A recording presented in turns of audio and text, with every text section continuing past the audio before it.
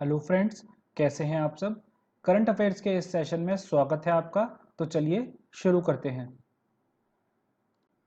You breathe life, the world's first plant based smart air purifier has been developed by startup of which institution.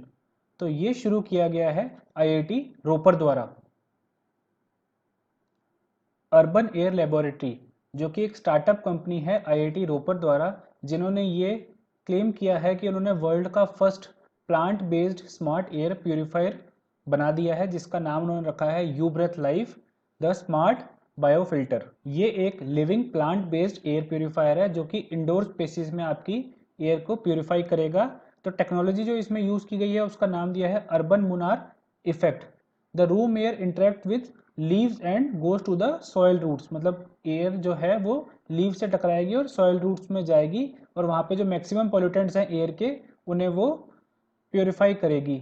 फाइटोरिमिडेशन is a process by which plants effectively remove pollutants from the air.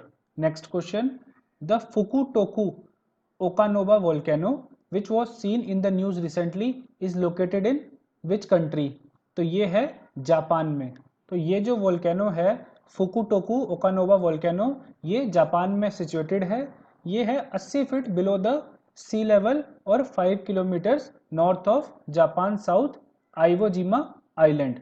National aeronautics and space administration NASA, जिन्होंने इस under water volcano के बारे में कहा गया है जो कि एक्सप्लोड हुआ है पैसिफिक ओशियन में, कि ये काफ़ी रिस्क है उन पैसेजेस ऑफ प्लेन और शिप्स के लिए जो वहाँ से गुजर रहे हैं, क्योंकि ये काफ़ी अनयूजुअल इरप्शन था जो कि एक सबमरीन वोल्केनो का देखा गया है कि वो इस हाइट तक इरप्ट हुआ है।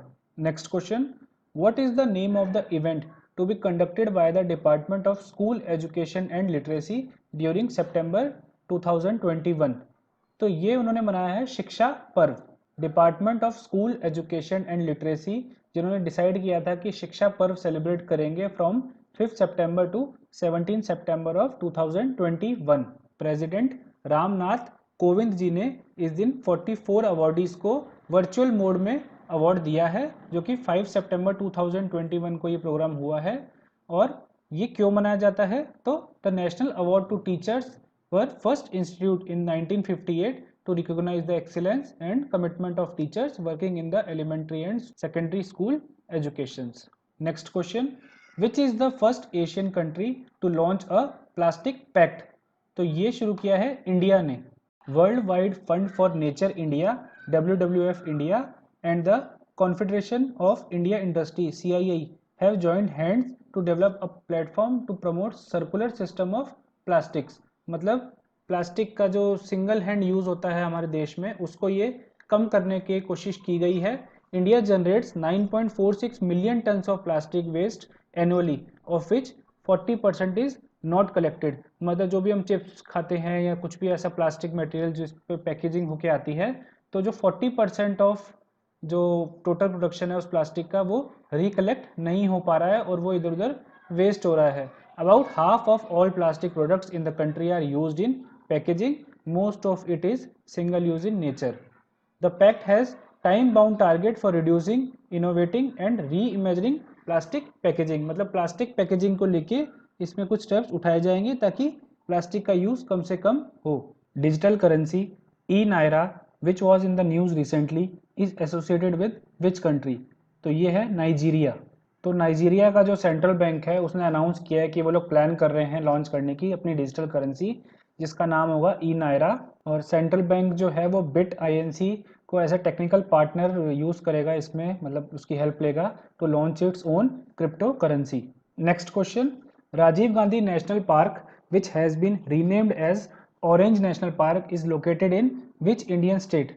तो ये बिलोंग करता है आसाम में। तो आसाम गवर्नमेंट ने डिसाइड किया है कि राजीव गांधी नेशनल पार्क को ऑरेंज नेशनल पार्क के नाम से जाना जाएगा। तो असम की जो कैबिनेट है, जो वहाँ की मंत्रिमंडल है, उन्होंने ये रिजोल्यूशन पास किया है इसके रिगार्ड में। और जो नेशनल पार्क है वो कवर करता है 79.28 स्क्वायर किलोमीटर ऑफ एरिया। और ये वाइल्ड लाइफ सेंचुरी डिक्लेयर की गई थी 1985 में, और नेशनल पार्क इसको डिक्लेयर किया गया था 1999 में। जो ये नेशनल पार्क है ये लोकेटेड है north bank of the Brahmaputra river, जो कि दरंग और सोनितपुर डिस्ट्रिक्ट में आता है। It is also known for wild animals like royal Bengal tiger, Indian rhinos, pygmy hog and wild elephants. Pygmy hog जो कि एक सुअर की प्रजाति को कहा जाता है जो इस नेशनल पार्क में रहते हैं। Next question, Panjshir valley which is in news recently is located in which country? तो ये है अफगानिस्तान में। अफगानिस्तान के न्यूज़ आपने कहीं ना कहीं अब सुनी ही होगी कि अफगानिस्तान में तालिबानियों ने अपना रूल कर लिया है, वो लोग वहाँ की अब सरकार चलाएंगे। तो पंजशीर वैली अफगानिस्तान में सिचुएटेड है जहाँ पे अब तालिबान अपना कब्जा करना चाहते हैं। तो जो नेशनल रेजिस्टेंट फ्रंट है अपना NRF, उन्होंने जो डेमोन्स्ट्रेशन चल रहा है पंजशीर वैली पे तालिबान द्वारा, तो उनको वहाँ पर रोकने की कोशिश की जा रही है। अफगानिस्तान का मैक्सिमम पार्ट जो है और उनकी कैपिटल जो कि तालिबान के कंट्रोल में आ चुकी है, और पंजशीर वैली एक ऐसी जगह बची है जो अभी भी तालिबान के कंट्रोल में नहीं है। तो पंजशीर वैली बिलोंग करती है अफगानिस्तान से। Next question, with which organisation LIC housing finance limited has partner to provide home loan products to over 4.5 crore customers? तो ये किया है इंडियन पोस्ट पेमेंट बैंक के साथ में। तो इंडियन पोस्ट पेमेंट बैंक और LIC हाउसिंग फाइनेंस लिमिटेड, इन दोनों ने ये पार्टनरशिप की ताकि 4.5 करोड़ कस्टमर्स को हम लोन प्रोवाइड करें। और ये जो होगा IPPB के, जैसे आप जानते हो कि इंडियन पोस्ट पेमेंट बैंक में लोगों के खाते, बैंक अकाउंट होते हैं, सेविंग अकाउंट होते हैं। तो उनके जो 650 ब्रांचेज हैं अक्रॉस पूरे नेटवर्क में, पूरे इंडिया में, और more than 1,36,000 banking access points हैं। तो LIC हाउसिंग फाइनेंस लिमिटेड अपना जो पैसा है जो होम लोन पे वो देता है, वो इंडियन पोस्ट पेमेंट बैंक के थ्रू 4.5 करोड़ कस्टमर्स को प्रोवाइड करवाएगा। Next question, which country has become the first country to adopt bitcoin as a legal tender? Bitcoin जैसे कि आप सब जानते ही हैं कि क्रिप्टो करेंसी, और ये अभी लीगल टेंडर नहीं है कई कंट्रीज़ में। तो एल सेल्वाडोर ये पहली कंट्री है जिन्होंने बिटकॉइन को एज अ लीगल टेंडर, मतलब कि एक लीगल करेंसी के तौर पे मान लिया है। एल सेल्वाडोर जो कि एक सेंट्रल अमेरिका की कंट्री है और जिसकी कैपिटल है सैन सेल्वाडोर। तो ये पहली कंट्री है सेंट्रल अमेरिका में ये है जिसने बिटकॉइन को एक लीगल टेंडर मान लिया है अपने देश में। जो प्रेसिडेंट हैं वहाँ के नाइब बुकेली, उन्होंने इसको अडॉप्ट किया है और उनका मानना है कि क्रिप्टो करेंसी को अडॉप्ट करने से जो उनका देश है वो $400 मिलियन पर ईयर सेव करेगा on commission for remittance while giving access to financial services to those with no bank accounts.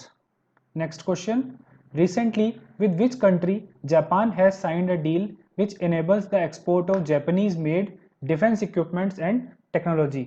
तो ये किया गया है वियतनाम के साथ। तो जापान ने वियतनाम के साथ एक एग्रीमेंट साइन किया है जिसके तहत जो जापानीज मेड डिफेंस इक्विपमेंट्स हैं वो टेक्नोलॉजी वो वियतनाम को सप्लाई करेगा। दोनों कंट्रीज़ ने ये फैसला इसलिए लिया है क्योंकि चाइना का जो मिलिट्री इन्फ्लुएंस है वो उनके एरिया में बढ़ता जा रहा है, इसलिए उन्होंने चाइना को बैकड्रॉप करते हुए जापान के साथ ये एग्रीमेंट किया है वियतनाम ने। और इन दोनों देशों ने अपने डिफेंस को बढ़ाते हुए दोनों ने मल्टीनेशनल जॉइंट एक्सरसाइज करने का भी फैसला लिया है ताकि ये अपने डिफेंस सिस्टम को और ज़्यादा मजबूत कर सके। जो चाइना का बहुत ज़्यादा इंटरप्शन रह रहा है कि साउथ चाइना सी पे, तो जापान और वियतनाम ने ये डिसाइड किया है कि इंडो पैसिफिक रीजन में उनका नेविगेशन और फ्लाइट्स को उड़ने के लिए वो कोई भी इंटरप्शन नहीं करेंगे, और डिफेंस के साथ साथ वो लोग अपनी साइबर सिक्योरिटी पे भी काम करेंगे ताकि उसे इम्प्रूव किया जा सके। Vietnam is the 11th country with which Japan signed the defence equipment and technology transfer deal. तो मतलब जापान जो है वो अपनी जो डिफेंस इक्विपमेंट्स है उनको वियतनाम को सप्लाई करेगा ताकि उनकी डिफेंस टेक्नोलॉजी इम्प्रूव हो सके।